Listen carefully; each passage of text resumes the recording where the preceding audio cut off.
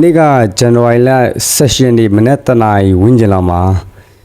ခရီနီပြည်ရနေပြီးတော့မှဒီ KNDF ကနေဖမ်းဆီးထားတဲ့စစ်သုံးပန်းအယောက်82မှ6ယောက်ထောင်ဖောက်ပြီးတော့ထွက်ပြေးသွားပါတယ်။တနက်9လက်နဲ့ဆက်တွေဆက်ပစ္စည်းတွေပါသွားတယ်လို့သိရပါတယ်။ဆိုတော့ဒီမှာဘသူတွေထောင်ဖောက်ပြီးပြေးသွားတယ်ဆိုတော့ဒီအကျဉ်းသား86အထဲမှာဘသူတွေပါသွားလဲဆိုတော့ဒီစစ်ဘက်ကဖမ်းဆီးခံထားတဲ့စစ်သုံးပန်းတွေပဲဖြစ်ပါတယ်ဆိုတော့ဒီအတွင်းလူမပါဘဲနဲ့သူတို့တွေကဒီအကျဉ်းသားတွေကတော့ထွက်မပြေးနိုင်ပါဘူးနောက်ဒီတာဝန်ရှိသူကနေပြီးတော့ဒီမီဒီယာတို့ပြောတဲ့အခါမှာအရင်တုန်းကဒီစစ်တပ်ကနေဖမ်းဆီးရမိတဲ့စစ်သုံးပန်းတွေကို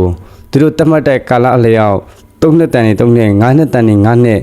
ဖမ်းချုပ်အရေးယူပြီးတဲ့နောက်မှာသူတို့ကိုလွတ်လပ်ခွင့်ပေးပြီးတော့မှပြည်တိုင်ရက်စစ်ပြီးတော့မှလွတ်လာတဲ့အခါမှာသူ့ကိုသွားခြင်းနဲ့မေးတဲ့ခါမှာသူကဒီ KNDF မှာပဲပြန်တာဝန်ထမ်းဆောင်မယ်လို့ပြောတဲ့အခါမှာ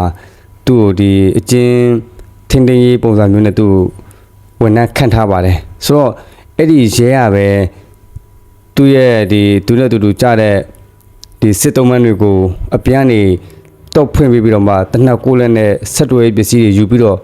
ဖက်ပြေးသွားတာဖြစ်ပါတယ်စစ်တပ်ကစစ်သုံးပန်းတွေကိုတော်လိုင်းရင်ရစုတွေကဒီဖမ်းမိတဲ့ခါကျရင်ရေလေးတိုက်လိုက်ထမင်းလေးကျွေးလိုက်နဲ့ဆက်ဆံကြပါတယ်ဒါပေမဲ့တစ်ဖက်ရန်သူစစ်တပ်ကတော့တော်လိုင်းရင်ရစုတွေ PDF တွေကိုဖမ်းမိရင်အဲ့ဒီလိုမဆက်ဆံပါဘူးသူတို့တခါတည်းရှင်းထုတ်ပြပါတယ်ဒါတော့အခုဒီဂျနီဗာကွန်ဗင်းရှင်းအရဆိုပြီးတော့မှကိုရီဘက်ကငဲ့ညာနေပြီမဲ့အသက်ရှင်ဝင်ပေးလိုက်ပြီမဲ့သူတို့ကတော့ကိုရီကိုငဲ့ညာနေမှာမဟုတ်ပါဘူး